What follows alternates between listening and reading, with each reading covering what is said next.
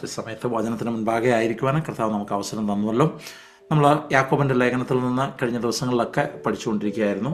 1-ാം അധ്യായം നമ്മൾ കംപ്ലീറ്റ് ചെയ്യുവാൻ തക്കണം ഇടയായി തീർന്നു. യഥാർത്ഥത്തിലുള്ള ഭക്തിയെക്കുറിച്ച് വചനത്തിൽ പറഞ്ഞിരിക്കുന്ന കാര്യങ്ങൾ കേൾക്കുവാൻ ദൈവം നമ്മളെ ഇടയാക്കി. നിങ്ങൾ ഓർക്കുന്നുണ്ട് എന്ന് വിചാരിക്കുന്നു. ഈ വചന പഠനം നമ്മുടെ ജീവിതത്തെ മാറ്റിമറിക്കുന്നതാണ് എന്നുള്ളതിന് യാതൊരു സംശയമില്ല. കാരണം പലപ്പോഴും നമ്മൾ മാനുഷികമായിട്ടുള്ള കൽപ്പനകൾക്ക് വിധേയരായി ദൈവവചനത്തിലെ പ്രമാണങ്ങളും ദൈവം ഇഷ്ടപ്പെടുന്ന കാര്യങ്ങളിൽ നിന്ന് മാറി സഞ്ചരിക്കുന്നവരായി തീരാറുണ്ട്. എന്നാൽ യേശുക്രിസ്തുവിൻ്റെ സ്നേഹം നമ്മുടെ ഉള്ളിൽ കടന്നു വന്നു. കർത്താവ് നമ്മളെ വ്യത്യസ്തരാക്കി തീർത്തത് കൊണ്ട് നമ്മുടെ സ്വഭാവവും നമ്മുടെ രീതികളും എല്ലാം വ്യത്യസ്തമായിരിക്കണം എന്നുള്ളതിന് യാതൊരു സംശയമില്ല.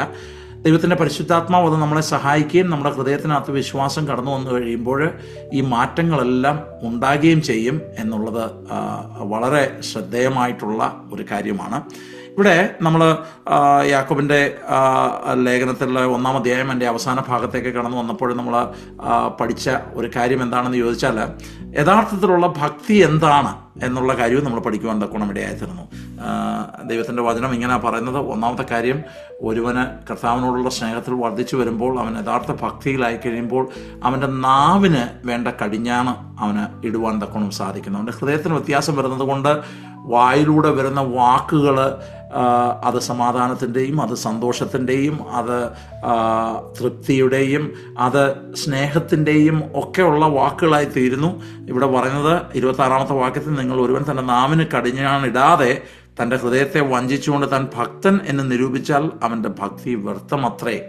അപ്പം ശരിക്കുമുള്ള ഗോഡ്ലിനെസ്സിൻ്റെ ഒരു ലക്ഷണം നമ്മൾ നോക്കി, അത് നാവിന് കടിഞ്ഞാണിടുവാൻ അവന് സാധിക്കുന്നു എന്നുള്ളൊരു കാര്യമാണ്.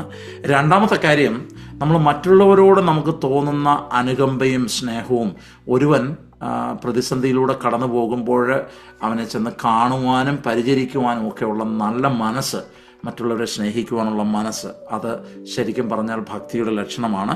മൂന്നാമത് നമ്മൾ നോക്കുവാൻ തക്കണം ഇടയായി തീർന്നു, ലോകത്തിൻ്റെ കളങ്കമേക്കാതെ നമ്മൾ ജീവിക്കുന്നത്, ഇത് അതിനുവേണ്ടി നമ്മൾ പ്രയത്നിക്കുന്നത്, ഈ വക കാര്യങ്ങളെല്ലാം ഭക്തിയുടെ ലക്ഷണമായി നമ്മൾ കാണുന്നു. മറ്റു കാര്യങ്ങളൊന്നുമല്ല. ഇവിടെ പ്രധാനമായും യാക്കോബ് അപ്പോസ്തലന് എടുത്തു പറയുന്ന കാര്യങ്ങളാണ് കഴിഞ്ഞ ക്ലാസ്സിൽ നമ്മൾ പഠിച്ചത്. ഇന്ന് 2-ാം അധ്യായം അതിൻ്റെ 1 മുതൽ 9 വരെയുള്ള വാക്യങ്ങളാണ് നമ്മൾ ചിന്തിക്കുന്നത്. 2-ാം അധ്യായം അതിൻ്റെ 1 മുതൽ 9 വരെയുള്ള വാക്യങ്ങൾ. Let me just read it for you. സഹോദരന്മാരെ, തേജസ് ഉള്ളവനായി നമ്മുടെ കർത്താവായ യേശുക്രിസ്തുവിൽ വിശ്വസിക്കുന്ന നിങ്ങൾ മുഖപക്ഷം കാണിക്കരുത്. My brethren, hold not the faith of our Lord Jesus Christ, the Lord of glory, with respect of persons. That means don't show favoritism. എന്നിട്ട് ഇങ്ങനെ പറയാണ്, നിങ്ങളുടെ പള്ളിയിൽ മോടിയുള്ള വസ്ത്രം ധരിച്ചും പൊന്മോതിരം ഇട്ടുകൊണ്ട് ഒരുത്തനും മുഷിഞ്ഞ വസ്ത്രം ധരിച്ചൊരു ദരിദ്രനും വന്നാൽ നിങ്ങൾ മോടിയുള്ള വസ്ത്രം ധരിച്ചവനെ നോക്കി ഇവിടെ സുഖേന ഇരുന്നാലും എന്നും ദരിദ്രനോട് നീ അവിടെ നിൽക്ക, അല്ലെങ്കിൽ എൻ്റെ പാദപീഠത്തെങ്കിൽ ഇരിക്ക എന്ന് പറയുന്നുവെങ്കിൽ നിങ്ങൾ ഉള്ളിൽ പ്രമാണമില്ലാതെ ന്യായരഹിതമായി വിധിക്കുന്നവരായില്ലയോ? പ്രിയ സഹോദരന്മാരെ, കേൾപ്പിൻ. ദൈവം ലോകത്തിൽ ദരിദ്രരായവരെ വിശ്വാസത്താൽ സമ്പന്നരും തന്നെ സ്നേഹിക്കുന്നവർക്ക് വാഗ്ദത്തം ചെയ്ത രാജ്യത്തിൻ്റെ അവകാശികളുമാക്കേണ്ടതിന് തിരഞ്ഞെടുത്തില്ലയോ? നിങ്ങളോ ദരിദ്രനെ അപമാനിച്ചിരിക്കുന്നു. ധനവാനല്ലയോ നിങ്ങളെ പീഡിപ്പിക്കുന്നത്? അവരല്ലയോ നിങ്ങളെ ന്യായ സ്ഥാനങ്ങളിലേക്ക് ഇഴച്ചുകൊണ്ട് പോകുന്നത്? നിങ്ങളുടെ മേൽ വിളിച്ചിരിക്കുന്ന നല്ല നാമത്തെ അവരല്ലയോ ദുഷിക്കുന്നത്? എന്നാൽ കൂട്ടുകാരനെ നിന്നെപ്പോലെ തന്നെ സ്നേഹിക്കണം എന്നുള്ള തിരുവെഴുത്തിന് ഒത്തവണ്ണം രാജകീയ പ്രമാണം നിങ്ങൾ നിവർത്തിക്കുന്നുവെങ്കിൽ നന്ന്. മുഖപക്ഷം കാണിച്ചാലോ പാപം ചെയ്യുന്നു, നിങ്ങൾ ലംഘനക്കാർ എന്ന ന്യായപ്രമാണത്താൽ തെളിയുന്നു. നമ്മൾ വളരെ ശ്രദ്ധിക്കേണ്ട ഒരു കാര്യമാണ് ഇവിടെ ഇന്ന് നമ്മൾ വായിച്ചു കേട്ടത്. When you come to the Lord Jesus Christ, when the light of the gospel comes, when it comes inside of you, it changes you. Faith changes you. നമ്മൾ മറ്റുള്ളവരെ കാണുന്നത് എങ്ങനെയാണെന്നുള്ളത് യഥാർത്ഥത്തിൽ ദൈവസ്നേഹം ഉള്ളിൽ വന്നു കഴിയുമ്പം അതിന് തന്നെ ഒരു മാറ്റം വരും.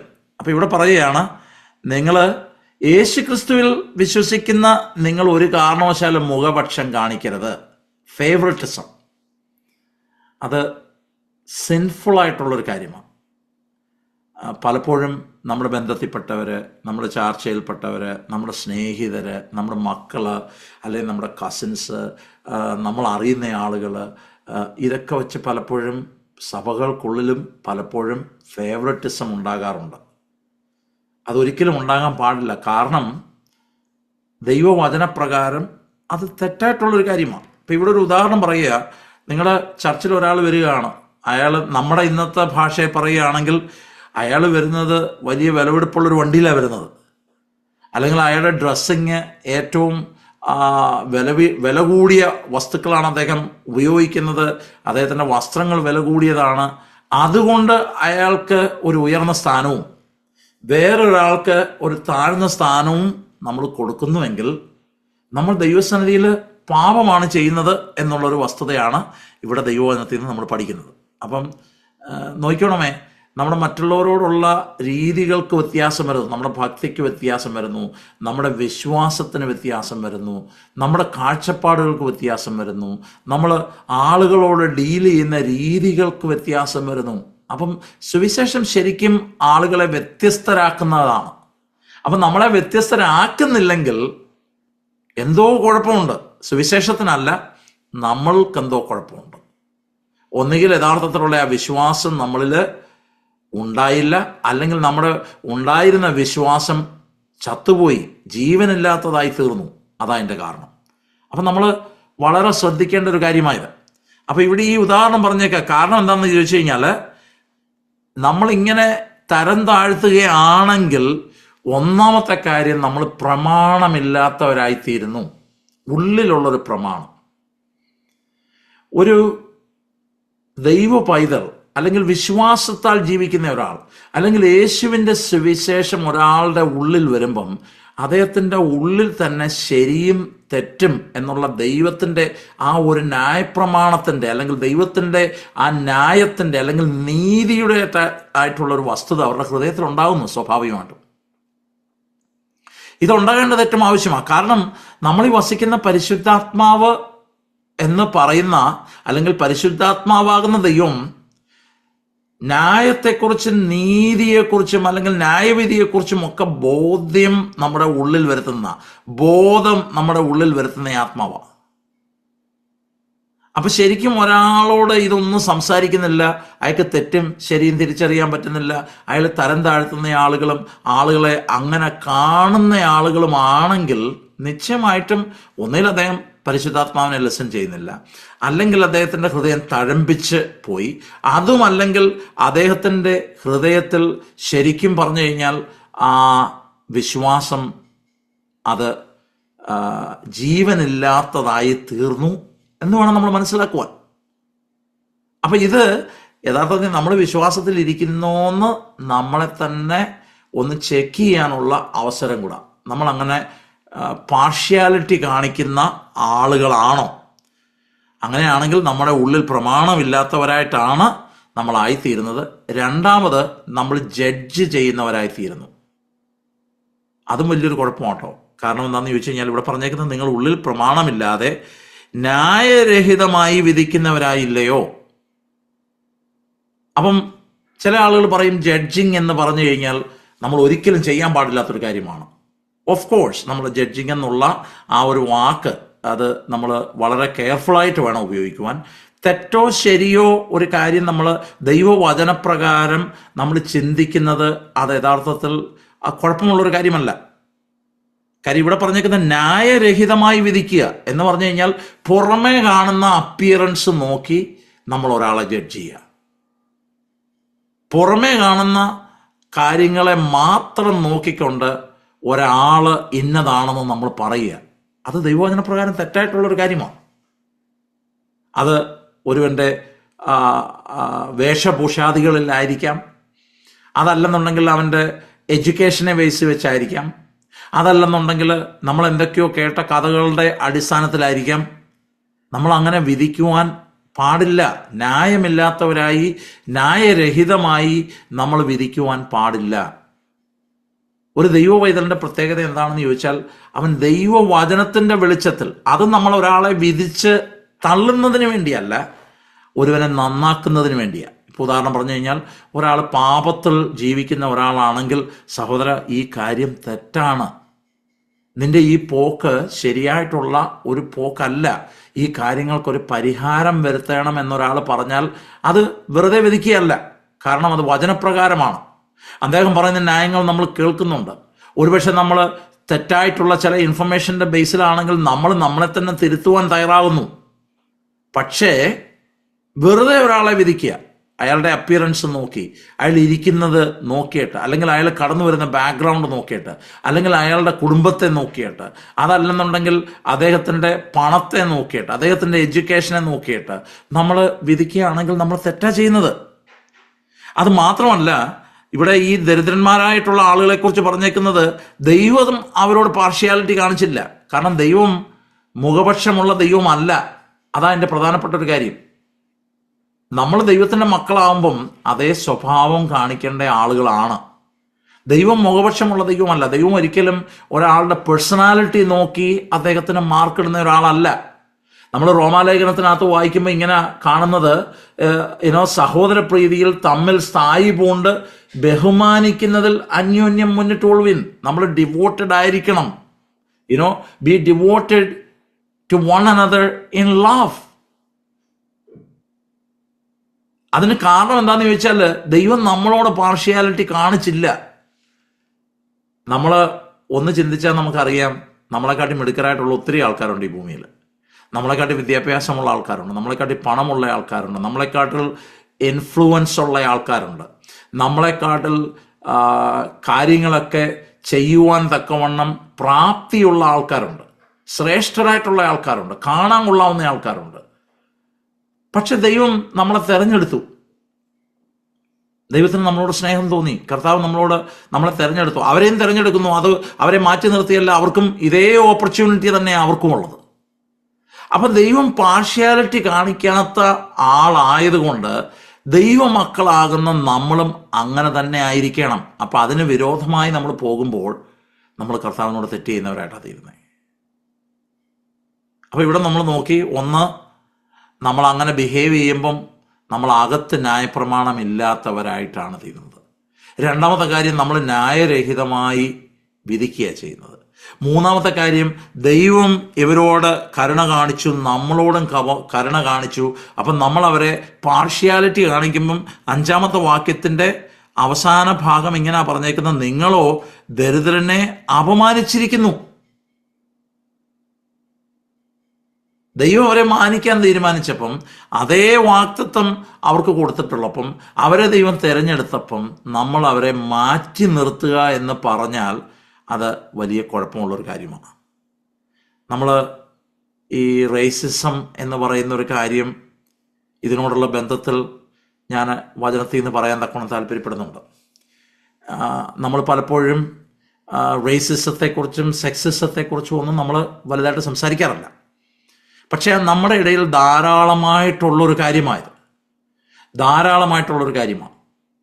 അത് നമ്മുടെ ഇടയിൽ നിന്നും തുടച്ച് നീക്കേണ്ട ഒരു കാര്യമാണ്. ഒരു ദൈവ പൈതലിന് ചേരുന്ന ഒരു കാര്യമേ അല്ലത്. അത് അങ്ങേയറ്റം തെറ്റായിട്ടുള്ളൊരു കാര്യമാണ്. കാരണം എന്താണെന്ന് ചോദിച്ചാൽ, ദൈവം ഒരുവനെ തിരഞ്ഞെടുത്തു കഴിഞ്ഞാൽ പിന്നെ അവൻ്റെ തൊലി ബ്രൗൺ ആണോ, അവൻ്റെ തൊലി കറുത്തതാണോ, അവൻ ഇന്ന ജാതിയിൽപ്പെട്ടയാളാണോ, അല്ലെങ്കിൽ അവന് ഇന്ന വിദ്യാഭ്യാസമേ ഉള്ളൂ എന്നൊന്നും ആർക്കും അവനെ വിവേചിക്കുവാൻ, അല്ലെങ്കിൽ അവനെ മാറ്റി നിർത്തുവാൻ, അവനെ റോങ്ങായിട്ട് കണ്ട്, അല്ലെങ്കിൽ അവനെ താഴ്ന്ന സ്ഥാനം കൊടുത്ത് മാറ്റി നിർത്തുവാൻ നമ്മൾ ശ്രമിക്കുമ്പം നമ്മൾ അവരെ അപമാനിക്കുകയും അവരോട് കരുണ കാട്ടി, അവരോട് സ്നേഹം കാട്ടി, നമുക്ക് തന്നിരിക്കുന്ന അതേ വാക്തത്വത്തിൻ്റെ അവകാശികളാക്കി തീർത്ത ദൈവത്തിന് അഗൻസ്റ്റായിട്ടാണ് നമ്മൾ ചെയ്യുന്നത്. ഇവിടെ പറയുക, പ്രിയ സഹോദരന്മാരെ കേൾപ്പീൻ, ദൈവം ലോകത്തിൽ ദരിദ്രരായവരെ വിശ്വാസത്തിൽ സമ്പന്നരും തന്നെ സ്നേഹിക്കുന്നവർക്കും വാക്തത്വം ചെയ്ത രാജ്യത്തിൻ്റെ അവകാശികളുമാക്കേണ്ടതിന് തിരഞ്ഞെടുത്തില്ലയോ? നിങ്ങൾ ദരിദ്രനെ അപമാനിച്ചിരിക്കുന്നു. God has shown love to these people, but you have discriminated them. You have put to shame, or put shame upon those people. That's not good. That's not good. ഇന്ന് സഭകളിലൊക്കെ കാണുന്നൊരു കാര്യമാണ്.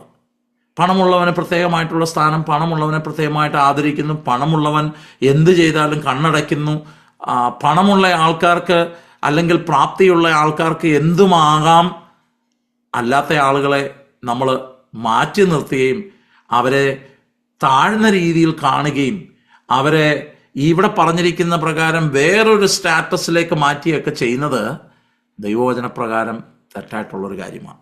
അങ്ങനെ ആക്ട് ചെയ്യുന്നവർ, അകത്ത് ന്യായപ്രമാണമില്ലാത്തവരെ പോലെ ആക്ട് ചെയ്യുന്നവർ, അവരെ ന്യായരഹിതമായി വിധിക്കുന്ന ആൾക്കാരാണ്. ദൈവം ചെയ്തിട്ടുള്ള ആ വാഗ്ദത്തത്തെ ഒന്നും ഓർക്കാതെ ഈ ആളുകളെ അപമാനിക്കുന്നവരാണ് എന്നുള്ളതും നമ്മൾ മനസ്സിലാക്കേണ്ട ഒരു കാര്യമാണ്. നമുക്ക് ദൈവവചനപ്രകാരം ഞാൻ മുമ്പേ വായിച്ച വേദഭാഗം റോമാലേഖനം 12-ാം അധ്യായം അതിൻ്റെ 10-ാമത്തെ വാക്യമാണ്. I read it from Romans chapter 12 verse number 10. It says that be devoted to one another in love. Honor one another above yourself. ദൈവവചനത്തിലെ കൽപ്പനയാണ് നമ്മൾ മറ്റുള്ളവരെ ശ്രേഷ്ഠരെന്ന് കാണണം എന്നുള്ളത്. ദൈവവചനത്തിലെ ഒരു കൽപ്പനയാണ്, ഒരു സജഷൻ അല്ല, ഒരു ഓപ്ഷൻ അല്ല. അത് ദൈവം വെച്ചിരിക്കുന്ന ഒരു കാര്യമാണ്. സഹോദരപ്രീതിയിൽ തമ്മിൽ സ്ഥായി പൂണ്ട് ബഹുമാനിക്കുന്നതിൽ അന്യോന്യം മുന്നിട്ടുകൊള്ളുവിൻ. Now if you read 1 Peter chapter 2 verse number 17, not എഴുതുന്ന ആൾക്കാർക്ക് വേണ്ടി ഞാൻ ഒന്നുകൂടെ പറയാം. 1 Peter chapter 2 verse number 17, show proper respect to everyone. എല്ലാവരെയും ബഹുമാനിപ്പിൻ. അപ്പൊ അതിനകത്ത് വിശ്വാസികളുണ്ട്, അവിശ്വാസികളുണ്ട്, നമ്മുടെ നെയ്ബേഴ്സ് ഉണ്ട്, മറ്റ് സ്ഥലങ്ങളിൽ നിന്ന് വരുന്ന ആളുകളുണ്ട്, മറ്റ് രാജ്യക്കാരുണ്ട്. നമ്മുടെ ജീവിതത്തിൽ കടന്നു വരുന്ന എല്ലാ ആളുകളെയും ബഹുമാനിപ്പീൻ, സഹോദരവർഗത്തെ സ്നേഹിപ്പീൻ, ദൈവത്തെ ഭയപ്പെടുവിൻ, രാജാവിനെ ബഹുമാനിപ്പിൻ. Show proper respect to everyone. Love the family of believers. Fear God. Honor the emperor. ഇത് ആരാ എഴുതുന്നത്? പത്രോസാ എഴുതുന്നത്. പത്രോസ് ആർക്കാ എഴുതുന്നത്? ചിതറിപ്പാർക്കുന്ന ആളുകൾക്ക് വേണ്ടി എഴുതുന്നത്. കാര്യം ഈ ചക്രവർത്തി തന്നെ ദോഷം പ്രവർത്തിച്ച് ഈ ആളുകളെല്ലാം പലയിടത്തോട്ട് ചിതറിക്കപ്പെട്ടു. അവരുടെ ഉള്ളിൽ നിശ്ചയമായിട്ട് രോഷമുണ്ടാകും. നമ്മുടെ പ്രധാനമന്ത്രിയോ അല്ലെങ്കിൽ നമ്മുടെ പ്രസിഡന്റോ ഒരു തീരുമാനമെടുത്ത ശേഷം നമ്മുടെ വീടുകൾ നഷ്ടപ്പെടുകയാണെന്നിരുന്നോട്ടെ, ജോലി നഷ്ടപ്പെടുകയാണെന്നിരുന്നോട്ടെ, നിശ്ചയമായിട്ടും നമുക്ക് അവരെ ബഹുമാനിക്കാൻ വലിയ പാടായിരിക്കും. അപ്പൊ ഈ വിശ്വാസികൾക്ക് അങ്ങനെ സംഭവിച്ചപ്പോഴും അവരോട് ദൈവത്തിന്റെ പരിശുദ്ധാത്മാവിൽ പത്രോസ് അപ്പോസ്തലൻ പറയുകയാണ്, നിങ്ങൾ എന്നെ ചെയ്യണം, നിങ്ങൾ എല്ലാവരെയും ബഹുമാനിപ്പിൻ.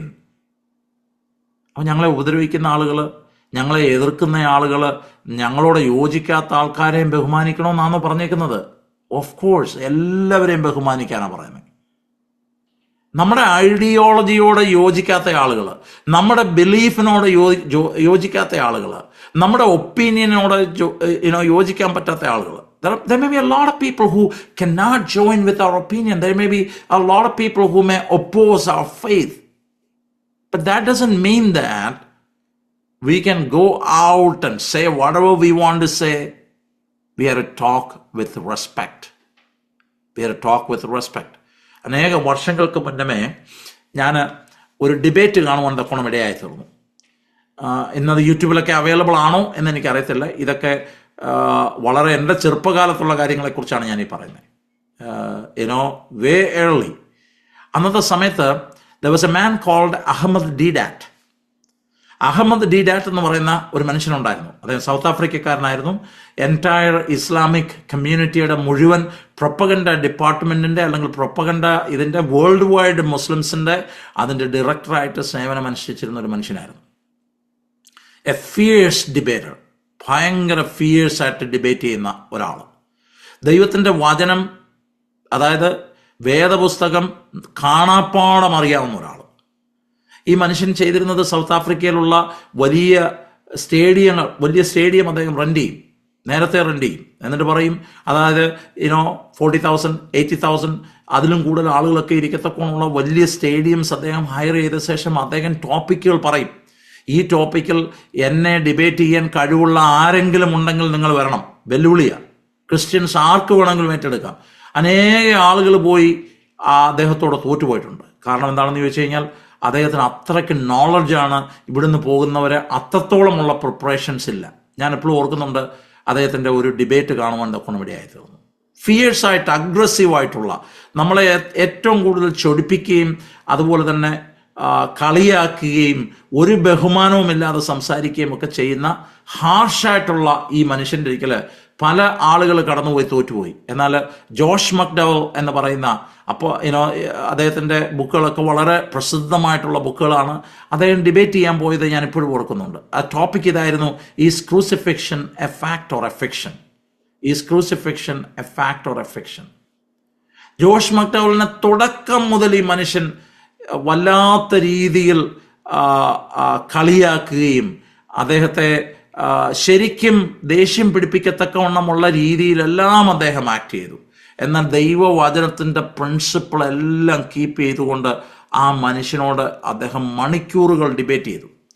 ആ ഡിബേറ്റിൻ്റെ അവസാനം ക്രൂസിഫിക്ഷൻ ഒരു ഫാക്റ്റാണ്, അതൊരു ഫിക്ഷൻ അല്ല എന്ന് ജോഷ് മക്ഡവൽ വളരെ ഒരു സംശയവും കൂടാതെ 10,000ങ്ങളുടെ മുൻപിൽ അദ്ദേഹം അത് തെളിയിച്ചു. ആ തെളിയിച്ചു കഴിഞ്ഞാൽ ഈ മനുഷ്യൻ ആദ്യമായിട്ട് തോൽക്കുകയാണ്. അതിനുശേഷം അനേക ആളുകളുമായിട്ട് അദ്ദേഹം ഡിബേറ്റ് ചെയ്തിട്ടുണ്ട്. പിന്നീട് അദ്ദേഹത്തിന് എല്ലാം തോൽവികളായിരുന്നു. കാരണം പഠിച്ച ഏബിളായിട്ടുള്ള വലിയ അപ്പോളജിസ്റ്റുകളൊക്കെ വന്ന് സംസാരിക്കാൻ തുടങ്ങി. അവരുടെയൊക്കെ മുന്നിൽ അദ്ദേഹം തോൽക്കുവാൻ തക്കോണം ഇടയായി തീർന്നു. എന്നാൽ ആദ്യമായിട്ട് ഇദ്ദേഹത്തോടാണ് തോൽക്കുന്നത്. അതിൻ്റെ അവസാനം ഒരു ഇൻ്റർവ്യൂ ഞാൻ കാണുവാൻ തക്കോണം ഇടയായി തീർന്നു. വലിയ മുസ്ലിം തീവ്ര വിശ്വാസം ഉണ്ടായിരുന്ന അദ്ദേഹത്തിൻ്റെ സഹോദരൻ പറയുന്ന വാക്കുകളാണ്: for the first time I so somebody just talking like Christ. ഞാൻ ആദ്യമായിട്ട് കാണുകയാണ് ഒരാൾ ക്രിസ്തുവിനെ പോലെ സംസാരിക്കുന്നത്. അദ്ദേഹത്തിൻ്റെ ബഹുമാനവും അദ്ദേഹത്തിൻ്റെ വിനയവും അദ്ദേഹത്തിൻ്റെ സ്നേഹവും ഇതെല്ലാം കണ്ടപ്പം ഞാൻ ക്രിസ്തുവിനെ എൻ്റെ രക്ഷിതാവായി സ്വീകരിച്ചു പോകുമോ എന്ന് എനിക്ക് തോന്നി എന്ന് ഈ അഹമ്മദ് ഡീരാറ്റിൻ്റെ ബ്രദർ പറയുവാൻ തക്കണം ഇടയായി തീർന്നു. Bible tells us that we need to show proper respect to everyone. ആ everyone-നകത്ത് എല്ലാവരും ഉണ്ട്. അതിന് ഒന്നാമത്തെ ഒരു കാരണം എന്താണെന്ന് ചോദിച്ചാൽ, പുറത്തുള്ള ആളാണെങ്കിൽ അദ്ദേഹത്തെയും സൃഷ്ടിച്ചത് ദൈവമാണ്. അദ്ദേഹത്തോട് കരുണ കാട്ടുന്നതും ദൈവമാണ്. ആ മനുഷ്യൻ അല്ലെങ്കിൽ ഇങ്ങനെ കാണിക്കുന്ന ആളുകളെ ഇല്ലാതെയാക്കി കളയുവാൻ ദൈവത്തിന് ഒരു സ്പ്ലിറ്റ് സെക്കൻഡ് മതി.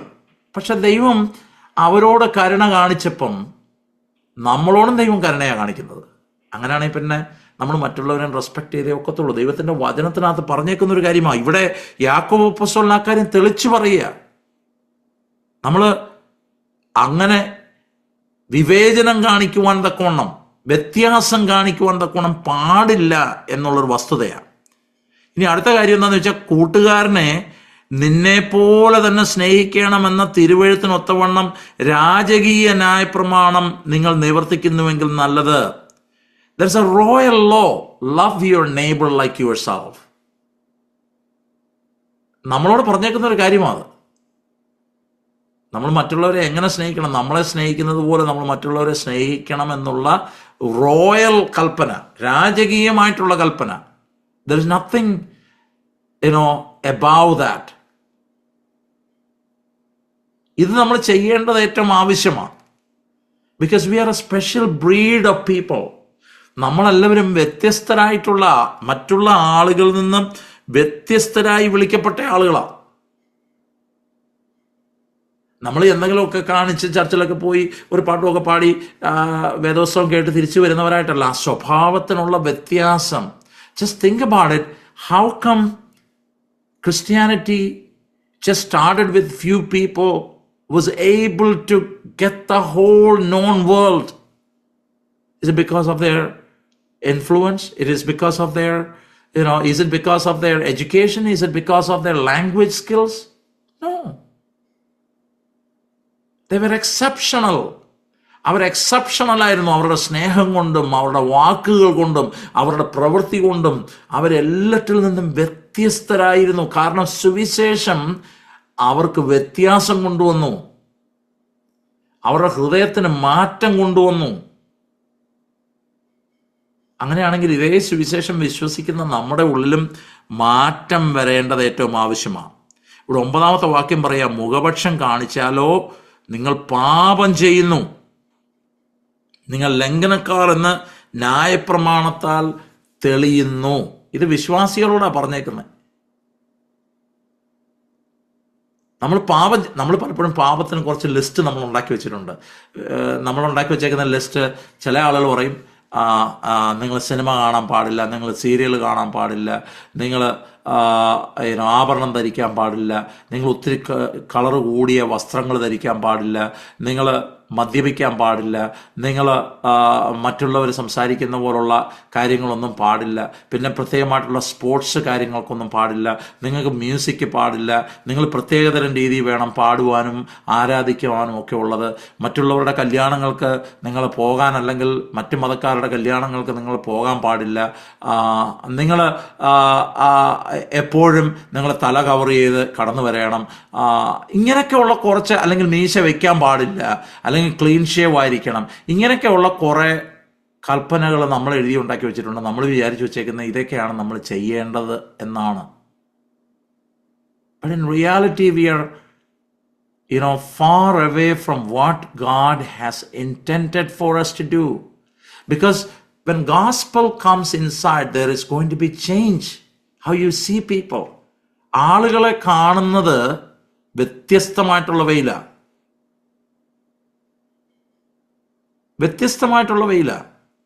നമ്മളെ ആളുകളോടുള്ള ഇടപാട് വ്യത്യസ്തമായിട്ടുള്ളവയിലാണ്. നമ്മൾ വേർതിരിവ് കാണിക്കുവാൻ പാടില്ല. നമ്മൾ ഈ കാര്യം വളരെ ശ്രദ്ധിച്ച് മനസ്സിലാക്കേണ്ട ഒരു കാര്യമാണ്. കാരണം നമ്മൾ ഇങ്ങനെ ചെയ്യുമ്പോൾ നമ്മൾ ദൈവത്തോട് പാപം ചെയ്യുക. ഇതൊക്കെ ചെയ്തേച്ച് മറ്റു കാര്യങ്ങളൊക്കെ ചെയ്യുന്നുണ്ട്. ഞാൻ പലപ്പോഴും എനിക്ക് വളരെ അസഹ്യമായിട്ട് തോന്നിയിട്ടുള്ളൊരു കാര്യമുണ്ട്.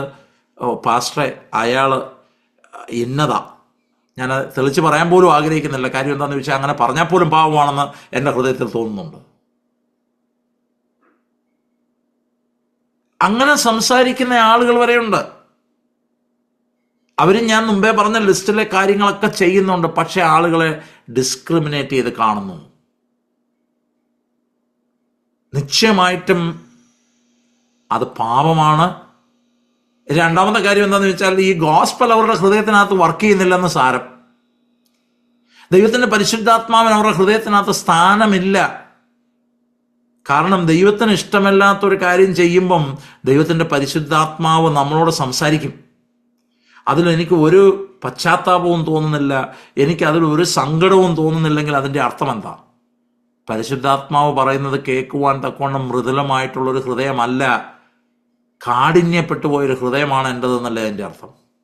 അല്ലെങ്കിൽ എന്നിൽ ആ ഉണ്ടായിരുന്ന വിശ്വാസം മുഴുവൻ മരിച്ചു, കല്ലിച്ചു പോയി എന്നല്ലേ എൻ്റെ അർത്ഥം.